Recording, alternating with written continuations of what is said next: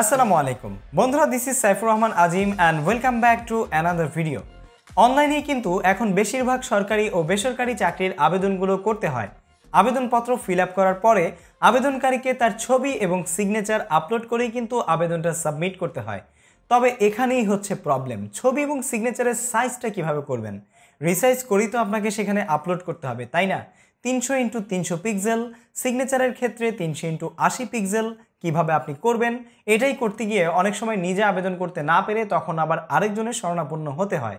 তাই আজকের এই ভিডিওতে আমি আপনাদের সাথে খুবই অল্প সময়ে একদম সঠিক পদ্ধতিতে without any breakdown of resolution দেখাতে চলেছি কিভাবে আপনারা আপনাদের ছবি এবং সিগনেচারকে রিসাইজ করে অনলাইন আবেদনের জন্য পরিপূর্ণভাবে ঠিক করবেন। বন্ধুরা, তার আগে বলে নিতে চাচ্ছি, আপনি যদি এই চ্যানেলে নতুন দর্শক হয়ে থাকেন তাহলে সাবস্ক্রাইব করে পাশে থাকা বেল আইকনে প্রেস করে রাখুন, আর যদি অলরেডি সাবস্ক্রাইব করে থাকেন থ্যাংক ইউ সো মাচ। বন্ধুরা, ওয়েলকাম ব্যাক। শুরুতেই আপনাদের সাথে একটু শেয়ার করে নিই, অনেকেই হয়তোবা ফটোশপ ছাড়া অনেক ওয়েবসাইটে গিয়ে আপনারা ছবি রিসাইজ করতে চান। তবে আমি আপনাদেরকে সবসময় প্রিফার করব, আপনারা যদি অনলাইনে আবেদন করতে চান অথবা যে কোনো ক্ষেত্রে আপনাদের যদি কোনো ছবি অথবা সিগনেচার রিসাইজ করা প্রয়োজন হয়, তাহলে সেক্ষেত্রে অবশ্যই আপনারা ফটোশপ দিয়ে সেটা রিসাইজ করবেন। তাহলে আপনার ছবির যে রেজুলেশন আছে সেটা ব্রেকডাউন করবে না এবং আপনার ছবির যে রেশিও আছে সেটা নষ্ট হবে না। আপনার ছবির রেশিও যদি নষ্ট হয়ে যায় তাহলে সেই ক্ষেত্রে কিন্তু আপনার আবেদনটাও বাতিল হওয়ার সম্ভাবনা থাকে। সুতরাং একটু কষ্ট হলেও ফটোশপের এই টুকটাক কাজটা আপনি করতেই পারবেন, একটু মনোযোগ সহকারে দেখুন, তাহলে আশা করছি পেরে যাবেন।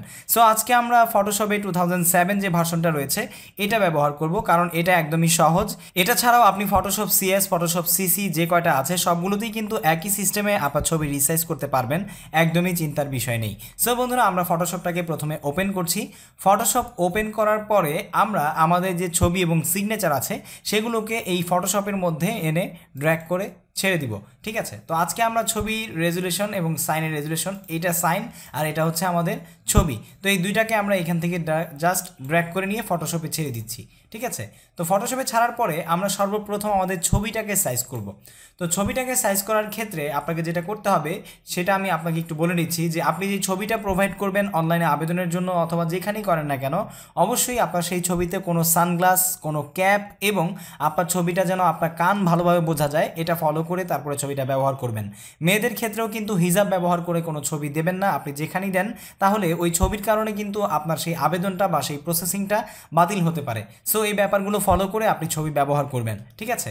তো এবার আমরা সরাসরি চলে যাচ্ছি ছবিটা কীভাবে আপনারা রিসাইজ করবেন। তো আমরা সিগনেচারটা মিনিমাইজ করে রাখছি, প্রথমে ছবিটা দেখে নিচ্ছি।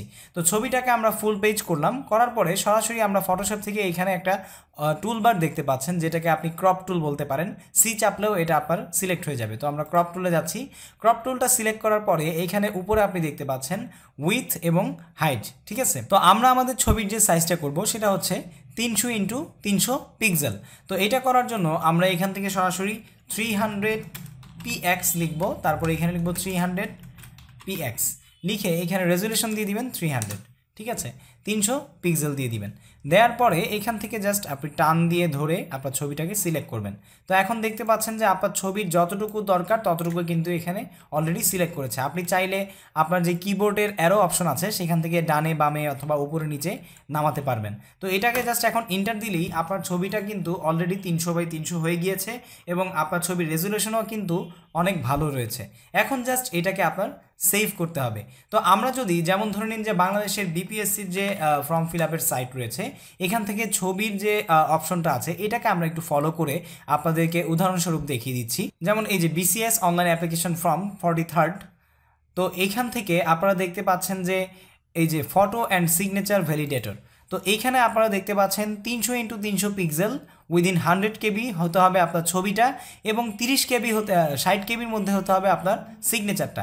তো আমরা 300x300 দিয়ে দিয়েছি। এখন এটাকে আমরা সেভ করব। জাস্ট আমরা সেভে যাব এবং ওখান থেকে চেক করে দেখব যে আমাদের ছবিটা ঠিক মতো হলো কি না। তো আমরা এটাকে ডেস্কটপে সেভ করছি। এখন ডেস্কটপে দিয়ে দিচ্ছি আজিম 300x300, এটা দিয়ে আমরা রেজুলেশনটাকে 5 করে দিচ্ছি, ঠিক আছে? তো এবার এটা কিন্তু সেভ হয়ে গেল, ঠিক আছে? তো সেভ হয়ে যাওয়ার পর আমরা একটু ডেস্কটপে যাচ্ছি। এখন দেখতে পাচ্ছেন যে আমাদের ছবিটা কিন্তু 300x300 হয়ে গিয়েছে। তো আমরা আমাদের সিগনেচারটাকেও আগে করে নিব, তারপরে আমরা এখান থেকে অনলাইনে গিয়ে চেক করব যে আপনার সিগনেচার এবং ছবি ঠিক আছে কিনা। তো এখন আমরা আমাদের সিগনেচারটাকে ওখান থেকে নিয়ে যাব ফটোশপে অলরেডি নেওয়া আছে। তো আমরা ছবিটাকে এবার মিনিমাইজ করে রাখছি। এখন আমরা সিগনেচারটাকে ধরবো। তো সিগনেচারে আসার পরে একইভাবে আমরা এখান থেকে ক্রপ টুলে চলে যাব। ক্রপ টুলে আসার পরে এখান থেকে 300x80 দিতে হবে, ঠিক আছে। এখানে 80 দিয়ে দিব, আর রেজুলেশন 300 থাকবে। তো এখন আমরা এইটাকে সিলেক্ট করব। তো সিলেক্ট করার পরে নিচে যদি একটু অপশন বাকি থাকে আপনি এটাকে একটু কমিয়ে বাড়িয়ে নিতে পারবেন। যেমন এখন যদি আপনার সিগনেচারটা এই জায়গার মধ্যে না হয় তাহলে আপনি চাইলে এইভাবে বাড়াতে পারবেন, ঠিক আছে, এভাবে বাড়িয়ে নিতে পারবেন। তো আমাদের সিগনেচারটা একটু চিকন আছে, এই জন্য আমরা এইভাবেই নিচ্ছি। এই সিগনেচারটা আমার না, আমি জাস্ট যে কোনো একটা সিগনেচার কপি করে আপনাদেরকে দেখাচ্ছি। তো এটাকে ইন্টার দিয়ে দিচ্ছি। ইন্টার দিয়ে এখন আমরা এখান থেকে সেভে চলে যাব। সেভ আজ, ফাইলে যাবেন, ফাইল থেকে সেভ আজে এসে ডেস্কটপ সিলেক্ট করব। আজিম 300x80 দিয়ে দিচ্ছি। 80 দিয়ে সেভ 5 রাখবেন রেজুলেশন। তো রেখে এখন দেখতে পাচ্ছেন ছবি এবং সিগনেচার দুইটা চলে আসলো। তো এখন আমরা এটাকে অনলাইনে একটু চেক করে দেখব যে আমাদের এই দুইটা ঠিক হলো কিনা। তো শুরুতে আমরা দেখতে পাচ্ছি এখানে আমাদের ছবির সাইজ হয়েছে 25 KB, যেটা 100 KBর মধ্যে হওয়ার কথা ছিল। So very good. এবং সিগনেচারটা হয়েছে 12 KB, যেটা 60 KBর মধ্যে হওয়ার কথা ছিল। তো এখন আমরা এটাকে একটু ভ্যালিডেট করে দেখব। যেমন ফটোটাকে আমরা একটু চুজ করে দেখি। ডেস্কটপে যাব, ছবিটাকে সিলেক্ট করলাম, ছবিটাকে চেক করব। ফটো ইজ ভ্যালিড, ঠিক আছে, দেখতে পাচ্ছেন আমাদের ছবিটা ভ্যালিড আছে। তো এখন আমরা সিগনেচারটাকে চেক করব। সিগনেচারটাকে এখান থেকে চুজ ফাইলে গিয়ে আমরা এই যে সিগনেচার আমাদের এটাকে ওপেন করব এবং চেকে ক্লিক করব। Signature is valid. সো বন্ধুরা, আপনারা দেখতেই পাচ্ছেন যে আমাদের ছবি এবং সিগনেচার কিন্তু ভ্যালিড হয়ে গিয়েছে। তো এই সিস্টেমে আপনারা যদি করেন তাহলে আপনার ছবির রেজুলেশনও ভালো থাকবে এবং আপনার সিগনেচারের রেজুলেশনও ভালো থাকবে, আপনার কোনো কিছু নষ্ট হবে না এবং ছবির যে অ্যাসপেক্ট রেশিও আছে সেগুলোও ঠিক থাকবে। সো বন্ধুরা, এই ছিল ভিডিও। আশা করছি ভিডিওটি আপনাদের কাছে ভালো লেগেছে। যদি ভালো লেগেই থাকে তাহলে অবশ্যই একটি লাইক দিবেন, আপনার ফ্রেন্ডদের সাথে শেয়ার করবেন। এবং অনলাইনে দুইটা ভিডিও এসেছে, একটা হচ্ছে আপনারা কিভাবে অনলাইনে BCS এর ফর্ম ফিল আপ করবেন, আপনারা এটা চাইলে দেখে নিতে পারেন। যারা BCS এর আবেদন করবেন তারাও দেখতে পারেন, আর যারা অনলাইনে সরকারি চাকরির আবেদন করতে চান তারাও দেখতে পারেন। প্রায় সিস্টেম একই রকম। এছাড়াও 8টি প্যাসিভ ইনকামের একটা ভিডিও আমি এখানে উল্লেখ করেছি। আপনারা যারা অনলাইনে প্যাসিভ ইনকাম করতে চান তারা এই ভিডিওটাও দেখে নিতে পারেন। সো বন্ধুরা, আজ বিদায় নিচ্ছি, দেখা হবে পরবর্তী কোনো ভিডিওতে। সে পর্যন্ত সবাই ভালো থাকুন, সুস্থ থাকুন। আসসালামু আলাইকুম।